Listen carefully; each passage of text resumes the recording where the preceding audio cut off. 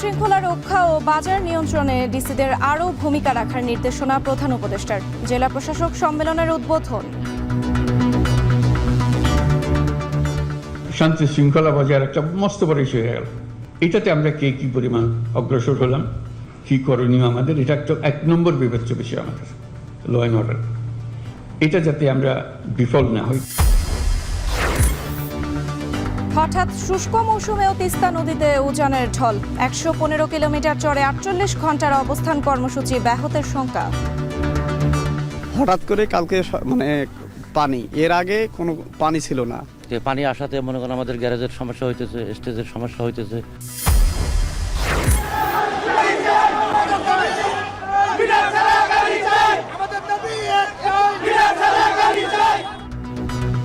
CNG চালকদের বিক্ষোভের মুখে মিটারে না গেলে জরিমানা মামলার বিধান বাতিল। যানবাহনে বাধা না দেওয়ার আহ্বান ডিএমপির।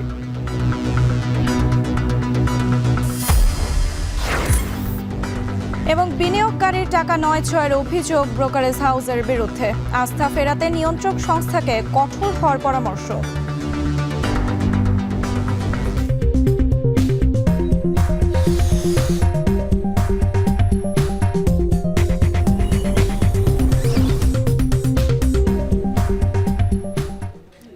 স্বাগত এখন ঢাকায়। পুরো আয়োজন জোরের সঙ্গে আছি আমি সুমাইয়া রাত্রি।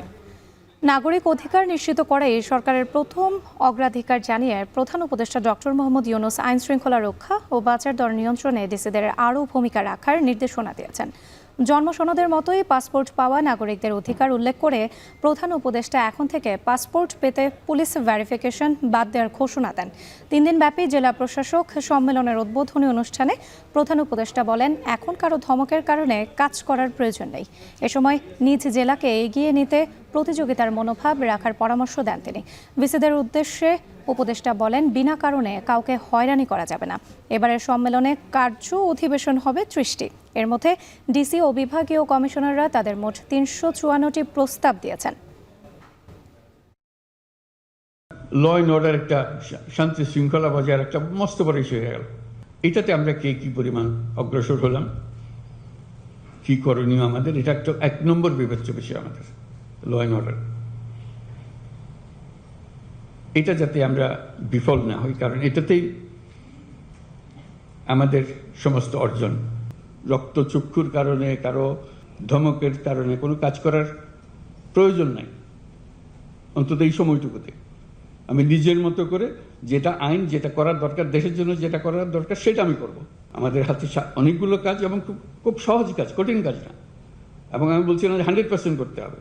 আমি বললাম যে 10% করো, 20% করো, 30% করো, 1 নম্বর হও।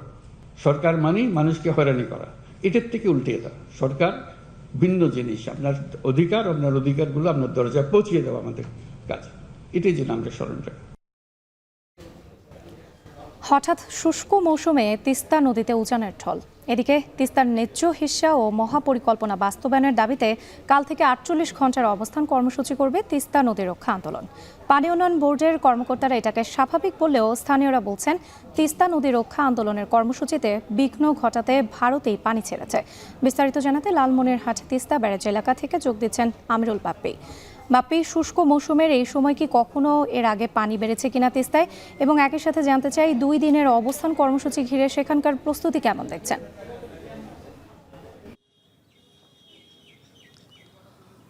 রাত্রি এই সময় একেবারেই পানি থাকে না, নদী প্রায় হেঁটে পার হয়ে যাওয়া যায়।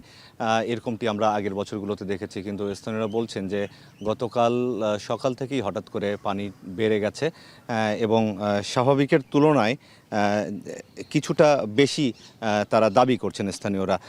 এবং পানি উন্নয়ন বোর্ডের কর্মকর্তারা বলছেন যে এটি স্বাভাবিক। 3600 কিউসেক পানি থাকার কথা, কয়েকদিন আগে কমে গিয়েছিল, সেটি আবার স্বাভাবিক অবস্থায় ফিরে এসেছে, এটি কর্মকর্তাদের দাবি। কিন্তু স্থানীয়রা যে দাবিটি করছেন যে আগামীকাল থেকে 2 দিন যে কর্মসূচি আছে, অবস্থান কর্মসূচি তিস্তা বাঁচাও আন্দোলনের, তো সেইখানে জাগো বাহে তিস্তা বাঁচাই এই স্লোগান নিয়ে তারা আগামী 2 দিন অবস্থান কর্মসূচি পালন করবে এবং সেটির প্রস্তুতি চলছে আমরা দেখতে পাচ্ছি, নিশ্চয়ই ক্যামেরার মাধ্যমে আপনিও দেখতে পাচ্ছেন যে তাঁবু টাঙানো, মঞ্চ নির্মাণ, এই কাজগুলো এখন জোরে সোরে চলছে।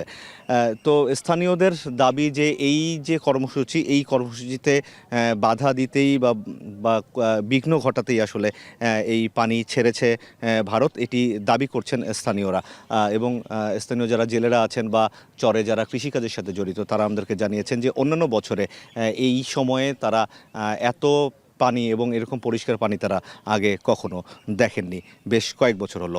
এবং আমি পানি উন্নয়ন বোর্ডের একাধিক কর্মকর্তার সাথে কথা বলেছি, তারা প্রায় সবাই বলছেন যে এই পানিটি খুব স্বাভাবিক, যেহেতু ভারতের পানি ছাড়ার উপর নির্ভর করে তিস্তার পানির প্রবাহ, তাদের যখন প্রয়োজন কম থাকে তারা তখন অতিরিক্ত পানিটি ছেড়ে দেয়, যার ফলে আমাদের এই অঞ্চলে পানি বৃদ্ধি পায়। এবং তবে কেউ কেউ এটাও বলছেন যে এরকম শুষ্ক মৌসুমে এরকম পানি আসলে তাদের কাছেও একটু অবাক করা বিষয়, এরকমটিও কোনো কর্মকর্তা আমাদেরকে জানিয়েছেন। তবে কালকে থেকে যে কর্মসূচি এটি হচ্ছে, সেই কর্মসূচি খুব ভালোভাবে সফল হবে বলে এখানকার স্থানীয় যারা আছেন তিস্তা পার সংলগ্ন, তারা দাবি করছেন। তো রাত্রি এই ছিল আমার কাছে তিস্তা পারের পানির বৃদ্ধি নিয়ে সবশেষ অবস্থা। কাল থেকে 48 ঘন্টার অবস্থান কর্মসূচি পালন করবে তিস্তা নদী রক্ষা আন্দোলন। এ নিয়ে বিস্তারিত জানাতে যুক্ত ছিলেন সহকর্মী আমিরুল বাপ্পি। এদিকে ভারতের ঘনিষ্ঠ মিত্র দাবি করা আওয়ামী লীগের 3 দফার শাসনামলে সীমান্তে প্রাণ গেছে 6 শতাধিক বাংলাদেশের। 2024 সালে বিএসএফ এর হাতে দেশের একক বিভাগ হিসেবে সর্বোচ্চ সংখ্যক 10 জনের প্রাণহানি হয়েছে রংপুর বিভাগে। এদিকে পরবর্তী প্রেক্ষাপটে আসন্ন ভারত বাংলাদেশ সীমান্তে সম্মেলন ঘিরে বিচারের আশায় ফের বুক বাঁধছেন কুড়িগ্রামের ফেলানীর পরিবার। আরও জানাচ্ছেন মোকাররম হোসেন। বিএসএফের ছোড়া বুলেটে বিদ্ধ কিশোরের বুক, মৃত্যু হলেও যেন মুক্তি মেলেনি। প্রাণহানির পরও কাঁটাতারের ঘণ্টা 5 উল্টো হয়ে ঝুলে থাকতে হয়েছে নিথর ফেলানীকে। 2011 সালের জানুয়ারি কুড়িগ্রামের অনন্তপুর দিনহাটা সীমান্তের খিতাবের কুঠি এলাকায় ভারতীয় সীমান্তরক্ষী বাহিনী বিএসএফের হাতে প্রাণ হারিয়ে কেবল ফেলানী নয়, ঝুলেছিল পতিত আওয়ামী লীগের ভারতের প্রতি নতজানু নীতির প্রতিচ্ছবি। নির্মম এই মৃত্যুতে কুড়িগ্রামের ফেলানী দেশের বিবেকবান আপামর জনতার হৃদয়ে জ্বালিয়েছিল বন্যী শিখা। যে আমার বড় বোনকে মারছে তার যেন অনেক বড় শাস্তি হয়। ওই সরকার আমলে তো বিচার হইল না, এখন এই সরকারের কাছে তো দাবি আমাদের, আমার ফেলানির বিচারটা যদি হইলেই মনে করেন যে আর ওইদিকে বাংলাদেশের লোকেরে মারবেও না। কেবল ফেলানী নয়, গেল 14 বছরে বিএসএফের গুলিতে নিহত বাংলাদেশি প্রায় 6 শতাধিক। আওয়ামী লীগের সবশেষ আমলে 5 বছরে নিহত 162 জন।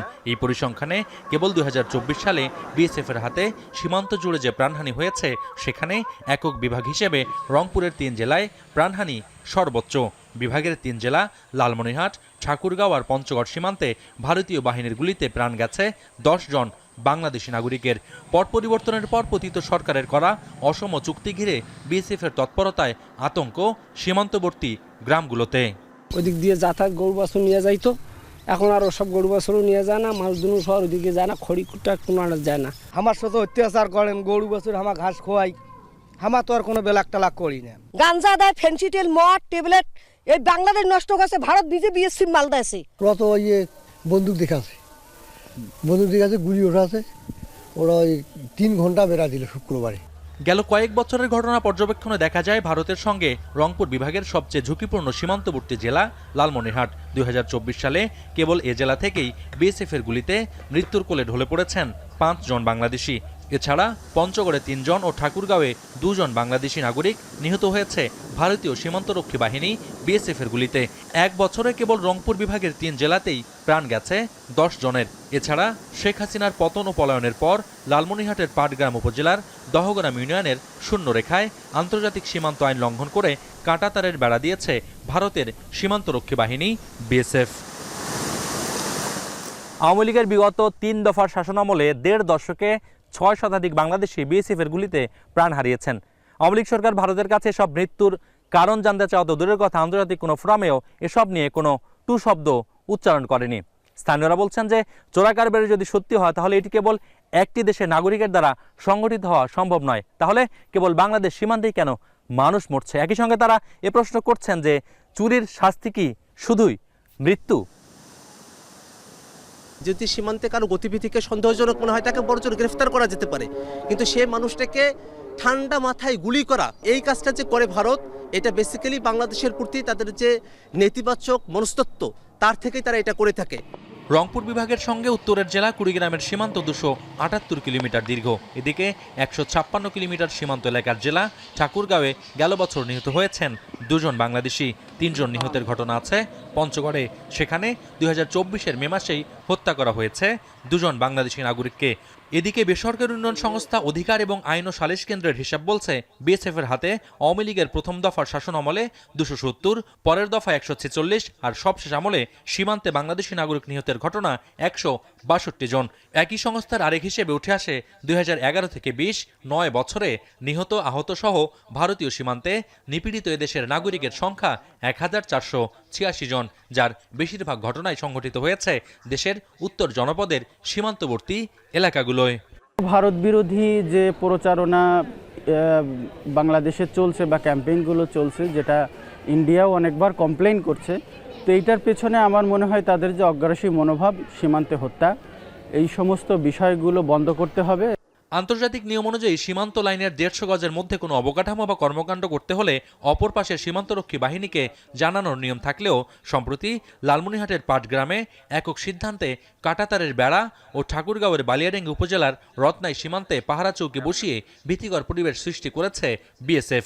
সচেতন মহলের ভাষ্য, সম্প্রীত সৌহার্দ্যের প্রতিবেশী সুলভ সম্পর্ক টেকসই করতে একদিকে যেমন দরকার পারস্পরিক সমতায়নের ভারসাম্যপূর্ণ স্বার্থ, তেমনি প্রয়োজন এসব হত্যাকাণ্ডের যথাযথ জবাবদিহিতা। তবে সে পথ কতটা সুগম হয় তা জানতে অপেক্ষা 2 দেশের সীমান্ত সম্মেলনের সিদ্ধান্ত পর্যন্ত। মোকাররম হোসাইন, এখন রংপুর। ওমানের রাজধানী মাস্কোতে বাংলাদেশের পররাষ্ট্র উপদেষ্টার সাথে বৈঠক করবেন ভারতের পররাষ্ট্রমন্ত্রী এস জয়শঙ্কর। ভারতীয় সংবাদ মাধ্যম দ্য হিন্দুর প্রতিবেদনে বলা হয়েছে, আজ 8ম ইন্ডিয়ান ওশান কনফারেন্সের সাইডলাইনে এই বৈঠক হওয়ার কথা রয়েছে। ইন্ডিয়া ফাউন্ডেশন ও ওমানের পররাষ্ট্র দপ্তরের যৌথ উদ্যোগে আয়োজিত এই আঞ্চলিক কনফারেন্সের উদ্বোধন করবেন ভারতের পররাষ্ট্রমন্ত্রী। পরবর্তীতে ভুটান, মালদ্বীপ, শ্রীলঙ্কা, নেপাল ও বাংলাদেশ সহ 27 দেশের পররাষ্ট্রমন্ত্রীদের সঙ্গে সৌজন্য সাক্ষাৎ করবেন তিনি। সে সময় সাইডলাইনে বাংলাদেশের পররাষ্ট্র উপদেষ্টা তৌহিদ হোসেনের সঙ্গে বৈঠক করার কথা রয়েছে জয়শঙ্করের। 2019 সালের পর এই প্রথম মধ্যপ্রাচ্যে নিযুক্ত চীনের রাষ্ট্রদূতকে আমন্ত্রণ জানিয়েছেন আয়োজকরা। এছাড়া এবারের কনফারেন্সে মুক্ত বাণিজ্য চুক্তি বিষয়ে বৈঠক করবে মালদ্বীপ ও ভারতের প্রতিনিধি দল।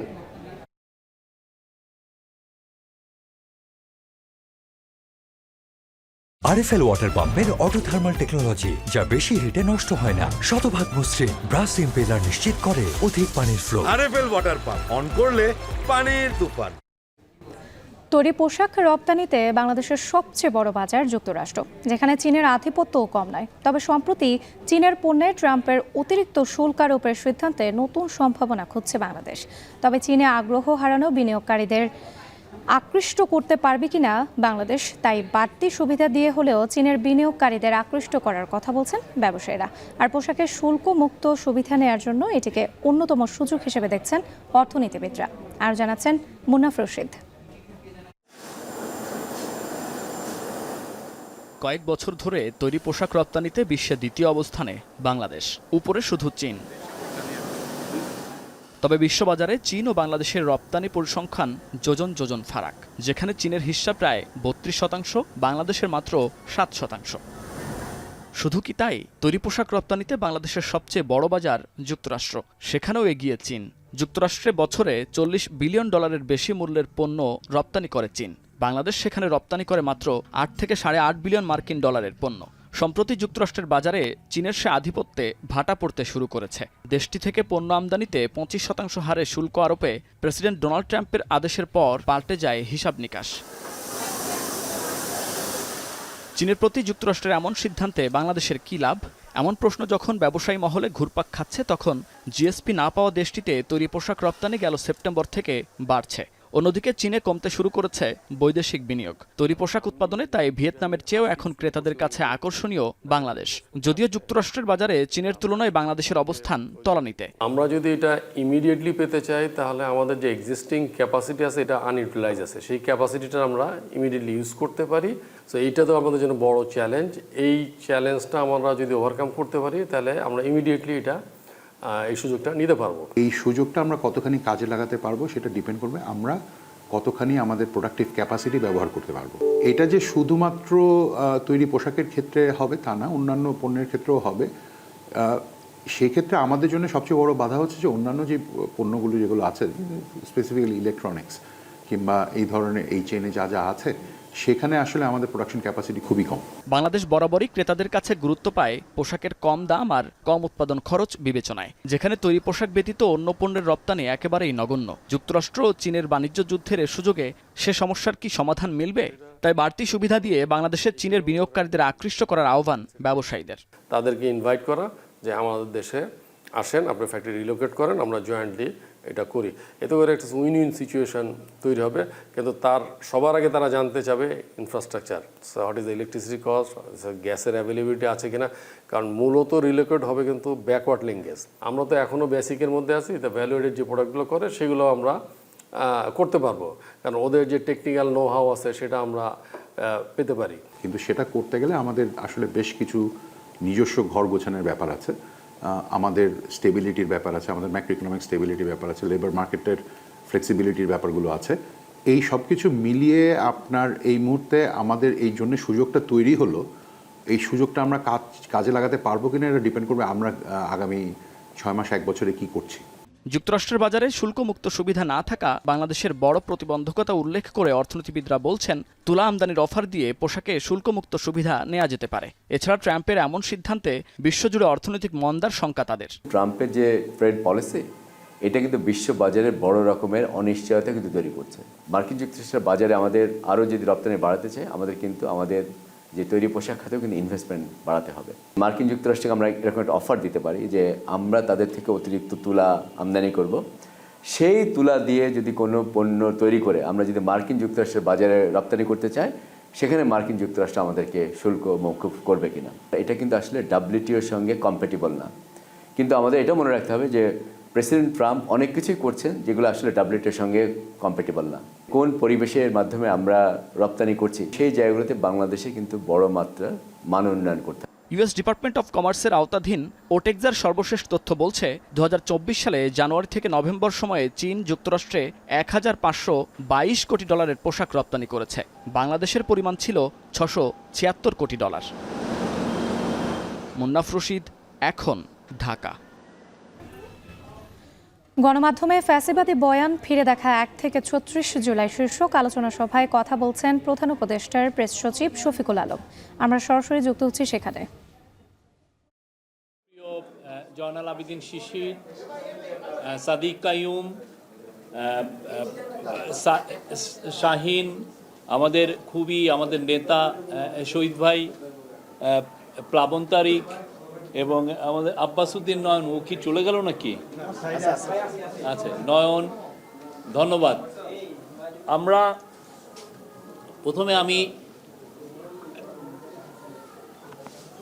আমরা গণমাধ্যমের ফ্যাসিবাদী বয়ান ফিরে দেখা জুলাই 1 থেকে 36, যে আমাদের সাংবাদিকতাকে আমরা আয়নার সামনে আনতে চাচ্ছি যে আমরা কি করেছিলাম। কিন্তু এটা বলার আগে যারা আপনারা জানেন, সেই সময় আমাদের 5 জন সাংবাদিক নিহত হয়েছেন, পুলিশ খুব কাছে থেকে তাদেরকে গুলি করে মেরেছে। আমাদের অনেক সাংবাদিক আহত হয়েছেন, অনেক সাংবাদিক এখনও ট্রমাটাইজ। তারা যেই সমস্ত ভয়াবহ দৃশ্য দেখেছেন, পুলিশের যে ব্রুটালিটি দেখেছেন, তার থেকে তারা আসলে এখান থেকে মুক্ত হওয়া, এই সিন থেকে, এটা আমার মনে হয় সময় সাপেক্ষ ব্যাপার। আমি ট্রিবিউট দিচ্ছি। আমি অবশ্যই খাটো করে দেখব না। বাংলাদেশের অনেক নিউজ পেপার, বেশ কিছু সাংবাদিক, নিউজ পেপার, তারা কিন্তু 1 থেকে 36 জুলাই তাদের রোল খুবই ভালো ছিল। এটা অসহনীয় একটা পরিবেশে তারা থেকে 15 বছরের যে হাসিনা শাহির যে একটা ডিক্টেটরশিপকে, রক্তচক্ষুকে তারা ইগনোর করে তারা যে জার্নালিজম করেছে, এই যে মৃত্যুর হিসাব দেওয়া, কতজন মারা যাচ্ছেন, আমরা তখনও প্রকৃত চিত্র পাইনি। তারপরেও দেখবেন যে অনেকগুলো পত্রিকা অনেক বাধা সত্ত্বেও, একদিকে ডিজিএফআইয়ের ফোন কল, আর একদিক দিয়ে হচ্ছে পলিটিশিয়ানদের ফোন কল, আর একটা হচ্ছে ছাত্রলীগ, যুবলীগ এবং সাংবাদিক লীগের চোখ রাঙানি, সব কিছুকে উপেক্ষা করে বাংলাদেশের বেশ কিছু সংবাদপত্র ভালো জার্নালিজম করেছেন, আমরা তাদেরকে স্যালুট জানাই। কিন্তু আমরা একটা জিনিস আমরা দেখেছি, সেটা হচ্ছে যে এই প্রচুর সংবাদপত্র, ওয়েবসাইট, এবং তার মধ্যে কেউ কেউ নিজেরা বলেন যে আমরা রেসপেক্টেড নিউজ ওয়েবসাইট, তারা আমরা দেখেছি তাদের রোলগুলো কি। সাংবাদিকতার একটা বড় জিনিস হচ্ছে আপনি কি রোল প্লে করেন, সেটা কিন্তু সবাই ডকুমেন্টেড করে ফেলে। আমি একটা নিঃশ্বাস ফেললাম, এই নিঃশ্বাস ফেলাটাও দেখবেন যে একটু পরে ডকুমেন্টেড হয়ে গেছে। আপনি আমার নামে কি লিখলেন, এটা ডকুমেন্টেড হয়েছে। আমাকে একজন কালকে এইটা বললেন, এটা ডকুমেন্টেড হয়ে গেছে।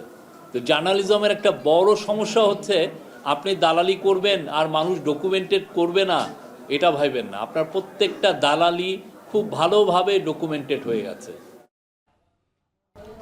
1 থেকে 34 জুলাই শীর্ষক আলোচনা সভায় কথা বলছিলেন প্রধান উপদেষ্টার প্রেস সচিব শফিকুল আলম। আমরা সরাসরি যুক্ত ছিলাম সেখানে। এখন ঢাকায় নিচ্ছি একটা বিরতি, ফিরছি একটু পর।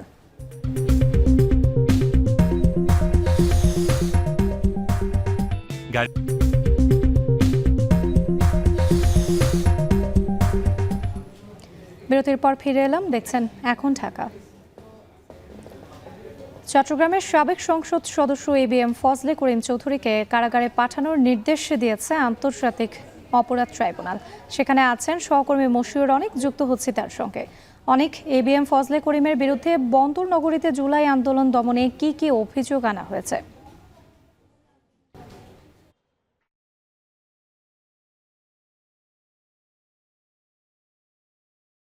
যেমনটা বলছিলেন, আসলে আজ আন্তর্জাতিক অপরাধ ট্রাইব্যুনালে আনা হয়েছে বিগত যেই চট্টগ্রাম 6 আসনের সাবেক সাংসদ তাকে ABM ফজলে কবির চৌধুরীকে, এবং তাকে আনার পেছনে বেশ কয়েকটা কারণ আছে। তবে একটু জানিয়ে রাখতে চাই, গেল 12 সেপ্টেম্বর তাকে গ্রেফতার করা হয় ব্রাহ্মণবাড়িয়ার সীমান্তবর্তী এলাকা থেকে, এবং সেই সময় তাকে গ্রেফতার করে চট্টগ্রামে নিয়ে যাওয়া হয় এবং আন্তর্জাতিক অপরাধ ট্রাইব্যুনাল আজকে নিয়ে আসা হয়েছিল।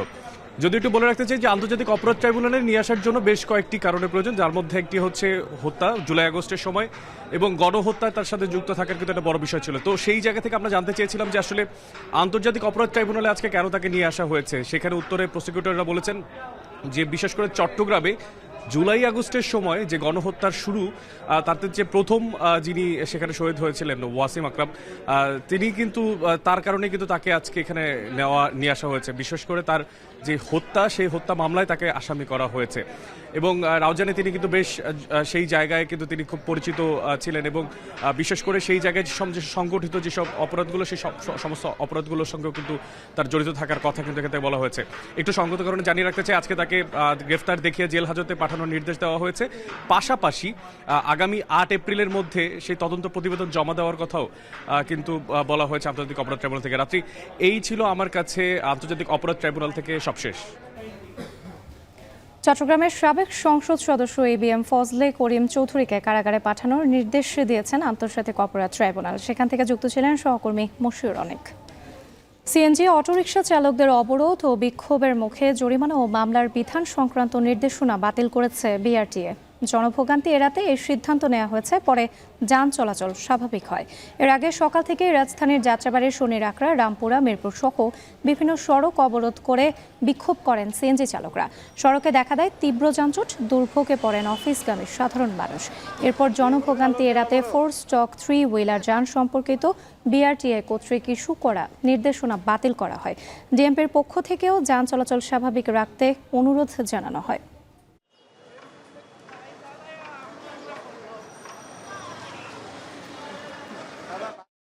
এটা বহির্বিশ্বে কোথাও এরকমের নিয়ম নাই আমার জানা মতে, যে 50,000 টাকা জরিমানা 6 মাসের জেল।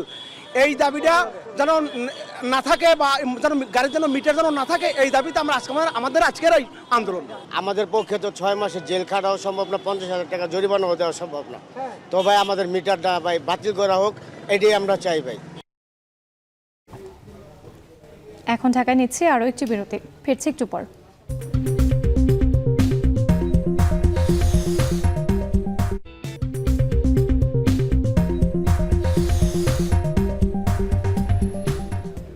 ফিরে এলাম বিরতির পর, দেখছেন এখন ঢাকা।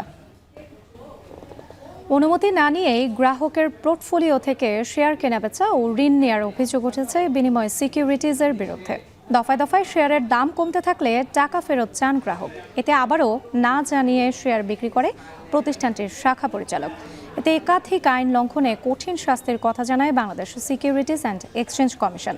আর মন্দাবাজারে বিনিয়োগকারীর বিমুখতা ঠেকাতে গ্রাহকের পুরো টাকা ফেরত দেওয়া নিশ্চিত করার পরামর্শ বাজার বিশ্লেষকদের। বিস্তারিত আতাউর নিয়নের প্রতিবেদনে। বিনিময় সিকিউরিটিজের এজেন্ট পল্টন শাখায় এজেন্ট ইনচার্জ মহিবুল্লাহর আন্ডারে একটা অ্যাকাউন্ট ওপেন করি। বিনিময় সিকিউরিটি এক্সচেঞ্জে আমি মূলত 20,62,000 টাকা জমা দিয়েছি। বিনিময় সিকিউরিটিজের পরিচিত মুহিব নামের একজন এজেন্টের মাধ্যমে শেয়ার ব্যবসায় যোগ হন দুই বন্ধু শফিক ও শাহাদাত। 26 ও 21 লাখ টাকা বিনিয়োগের কিছুদিন পরেই সেই এজেন্ট অনুমতি না নিয়েই শেয়ার ক্রয় করেন। এ নিয়ে জানতে চাইলে দেয়া হয় ভালো মুনাফার আশ্বাস। টাকাটা জমা দেওয়ার পরপরই ওদের ইচ্ছা মতো ওরা কেনাকাটা শুরু করলো। তারা জেড ক্যাটাগরি কিছু শেয়ার কেনা শুরু করলো। কিছুদিন পরে দেখলাম মার্জিন করার পরে আমরা তার কাছে জিজ্ঞাসা করলাম যে ভাই আপনি হঠাৎ করে মার্জিন নিয়ে আসলেন কেন? আপনাকে তো আমি লোন নিতে বলি নাই। আমার 26 লাখ টাকা এগেনস্টে তারা 28 লক্ষ টাকা আমাকে মার্জিন দিয়েছে। বিনিময় সিকিউরিটিজের এজেন্টের কেনা শেয়ারের দাম অস্বাভাবিক কমতে থাকলে দুশ্চিন্তায় পড়েন শফিক ও শাহাদাত। লোকসান মেনে নিয়ে টাকা ফেরত চাইলে মুহিব পরিচয় করিয়ে দেন বিনিময় সিকিউরিটিজের সেনা কল্যাণ ভবনের শাখা পরিচালক মনিরের সাথে। কোর্টে কোনো প্রকার যাতে লেনদেন যাতে না করে এই অভিযোগ দেওয়ার পরবর্তীতেও আমার এই নিষেধাজ্ঞা অমান্য করে তারা আমার কোর্ট থেকে শেয়ার বিক্রি করে। কনসার্ন ছাড়াই কিনতেছে, যখন বিক্রি করতে না করতেছি তখন আবার বিক্রি করে দিচ্ছে। স্টক এক্সচেঞ্জের আইনে সিকিউরিটিজ হাউসের অনুমোদিত শাখা ছাড়া এজেন্টের নিয়োগ শাস্তিযোগ্য অপরাধ হলেও এর দায় স্বীকার করেন মনির। সেই সাথে বিনিয়োগকারীর অনুমতি ছাড়া আইন ভেঙে অতিরিক্ত মার্জিন নিয়ে সেটার সুদ নিজেরাই পরিশোধ করেন মুহিব ও মনির। পল্টনে ওদের অফিস, পরে শুনলাম যে এটা অবৈধ অফিস, ওদের নাকি এই অফিসটা ছিল না।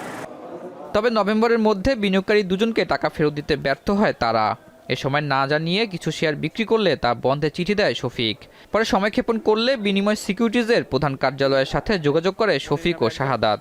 তো মনির এখানে পাঠাইলো যে আপনারা ওর সাথে বসে সেটেল করেন। এই বিষয়ে মুহিব ও মনিরের সঙ্গে যোগাযোগের চেষ্টা করা হলে উত্তর মেলেনি। তবে বিনিময় সিকিউরিটিজের এমডি বিষয়টি কারসাজি বলে দায় চাপান ভুক্তভোগী বিনিয়োগকারীদের উপর। আমরা এখানে একটা স্ক্যাম শিকার। আমরা দেখুন আমার টাকা আমি ওনাকে কেন ফোর্স করে লোন দিতে যাবো ভাই, আমার কোন স্বার্থ আছে? আমাদের একটা লিখিত দিয়েছে যে আমি আমার সাথে 10 দিনের মধ্যে স্যাটিসফাই করে ফেললাম।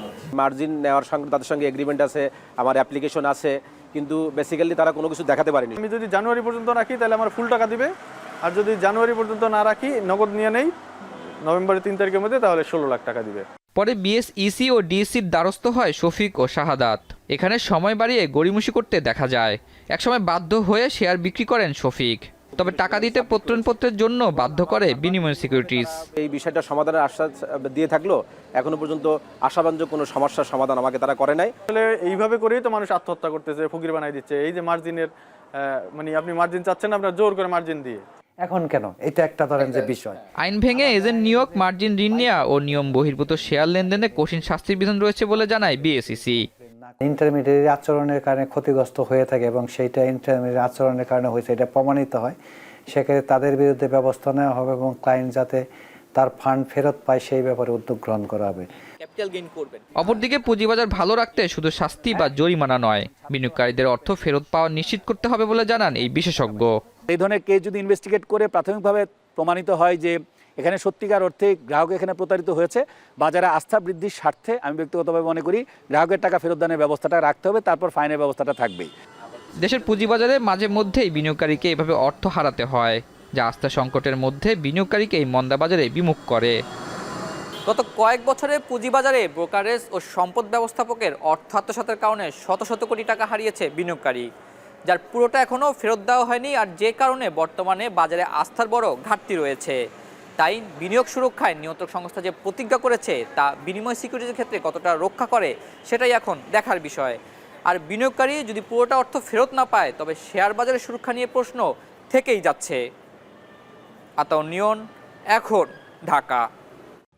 এবারে দেশের বাইরের প্রসঙ্গ।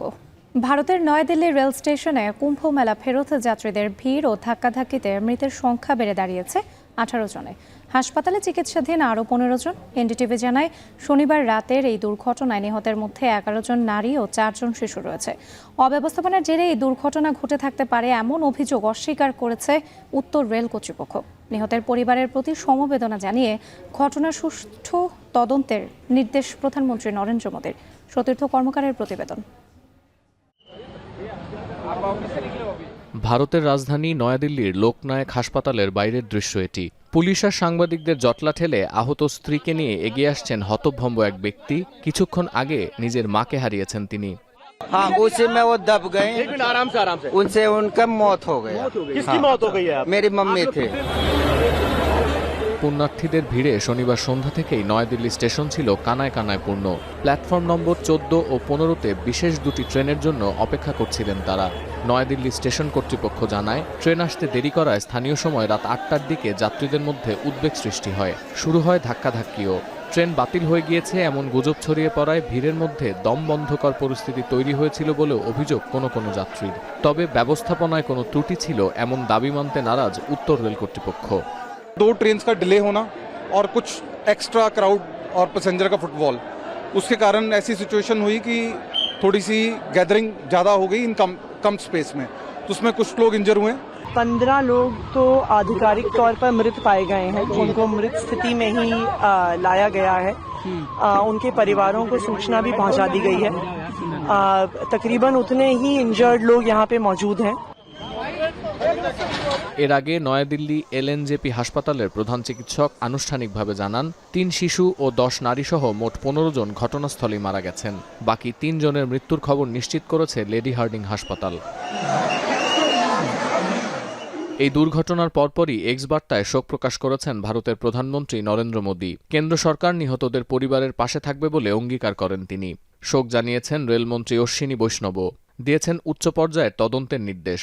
এক্স হ্যান্ডেলে বিশেষ বার্তা দিয়েছেন প্রতিরক্ষা মন্ত্রী রাজনাথ সিং ও দিল্লির লেফটেন্যান্ট গভর্নর। এছাড়া দুর্ঘটনার কারণ অনুসন্ধান করে জড়িতদের শাস্তির আওতায় আনতে মুখ্য সচিব ও পুলিশ কমিশনারকে নির্দেশ দিয়েছে রাজ্য প্রশাসন। এবার মহাকুম্ভ মেলা উপলক্ষে বিশেষ ট্রেনের ব্যবস্থা করা হলেও যাত্রীদের ভিড় ছিল মাত্রাতিরিক্ত। চলতি সপ্তাহের শুরুতে বিহারের মধুবনী স্টেশনে স্বতন্ত্র সেনানী এক্সপ্রেসের জানালা ভাঙচুর করেন ট্রেনে উঠতে না পারা যাত্রীরা। প্রতি 12 বছর পর পর আয়োজিত হয় এই মহাকুম্ভ মেলা। পৃথিবীর অন্যতম বড় ধর্মীয় সমাবেশ হিসেবেও পরিচিত এটি। মূলত প্রয়াগরাজ, হরিদ্বার, নাসিক ও উজ্জয়িনী এই 4 তীর্থস্থানে জড়ো হন ভক্তরা। এর আগে 29 জানুয়ারি মহাকুম্ভ মেলায় মৌনী অমাবস্যায় পবিত্র স্নান করতে গিয়ে পদদলিত হয়ে অন্তত 40 জনের মৃত্যু হয়।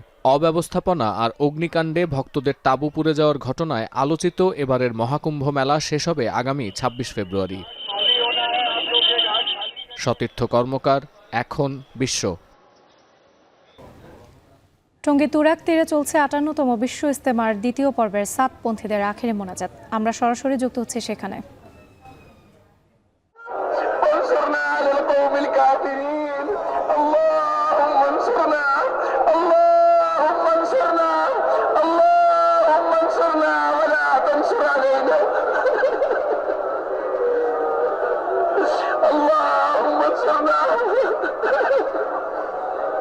ولا تنصر علينا اللهم أكرمنا ولا تهنا اللهم اغفر لنا وللمؤمنين والمؤمنات والمسلمين والمسلمات الأحياء منهم والأموات اللهم اشرح صدورنا للإسلام اللهم اشرح صدورنا للإسلام اللهم حبب إلينا الإيمان وزينه في قلوبنا وكره إلينا الكفر والفسوق والعصيان اللهم علمنا مراشد أمورنا اللهم علمنا مراشد أمورنا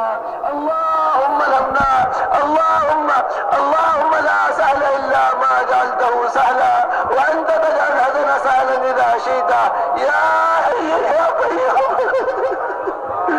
يا حي يا قيوم برحمتك نستعين يا مقلب القلوب ثبت قلوبنا على طاعتك يا مصرف القلوب صرف قلوبنا على دينك اللهم إن قلوبنا ونواصينا وجوارحنا بيدك لم نملكنا منها شيئا فإذا فعلت ذلك بنا فقل أنت ولينا واهدنا إلى سواء السبيل اللهم اهدنا الصراط المستقيم صراط الذين أنعمت عليهم من النبيين والصديقين والشهداء والصالحين اللهم أرنا الحق حقا وارزقنا اتباعه اللهم أرنا الحق حقا وارزقنا اتباعه وأرنا الباطل باطلا وارزقنا اجتنابه اللهم ارزقنا حبك وحب رسولك وحب من ينفعنا حبه عندك والعمل الذي يبلغنا حبك اللهم اجعل حبك أحب الأشياء إلينا واجعل خشيتك أخوف الأشياء عندنا واقطع عنا حاجات الدنيا بالشوق إلى لقائك من غير ضراء مضرة ولا فتنة مضلة وقنا السيئات ومن تق السيئات يومئذ فقد رحمته وذلك هو الفوز العظيم اللهم إنا نسألك من الخير كله اللهم إنا نسألك من الخير كله عاجله وعاجله ما علمنا منه وما لم نعلم ونعوذ بك من الشر كله عاجله وعاجله ما علمنا منه وما لم نعلم اللهم اهدنا فيمن هديت وعافنا فيمن عافيت وتولنا فيمن توليت وبارك لنا فيما أعطيت وقنا شر ما قضيت فإنك تقضي ولا يقضى عليك إنه لا يذل من واليت إنه لا يذل من واليت ولا يعز من عاديت ولا يعز من عاديت تباركت ربنا وتعاليت نستغفرك ونتوب إليك وصلى الله على النبي الأمي يا ربنا تقبل توبتنا يا ربنا تقبل توبتنا واغسل حوبتنا واجب دعوتنا واهد قلوبنا وسدد ألسنتنا واسلل سخيمة صدورنا يا رب العالمين يا رب العالمين يا رب المستضعفين يا رب المستضعفين يا رب المستضعفين اللهم إنا ضعفاء فقو في ضاعك ضعفنا وخذ إلى الخير بنواصينا واجعل الإسلام منتهى رضائنا اللهم إن تغفر جما اللهم إن تغفر جما اللهم إن تغفر جما وأي عبد لك لا لما وأي عبد لك لا لما اللهم لا سهل إلا ما جعلته سهلا وأنت تجعل الحزن سهلا إذا شئت لا إله إلا الله الحليم الكريم سبحان الله رب العرش العظيم الحمد لله رب العالمين نسألك موجبات رحمتك وعزائم مغفرتك والغنيمة من كل بر والسلامة من كل إثم لا تدع لنا ذنبا إلا غفرته ولا هما إلا فرجته ولا كربا إلا نفسته ولا ضرا إلا كشفته ولا بلاء إلا رفعته ولا حاجة هي لك من حوائج الدنيا إلا قضيتها ويسرتها يا أرحم الراحمين يا أكرم الأكرمين يا أجود الأجودين إليك رب فحببنا وفي أنفسنا لك رب فذللنا وفي أعين الناس فعظمنا وفي أعين الناس فعظمنا ومن سيء الأخلاق فجنبنا وعلى صالح الأعمال فقومنا وعلى الصراط المستقيم فتثبتنا وعلى الأعداء أعدائك أعداء الإسلام فانصرنا اللهم انصرنا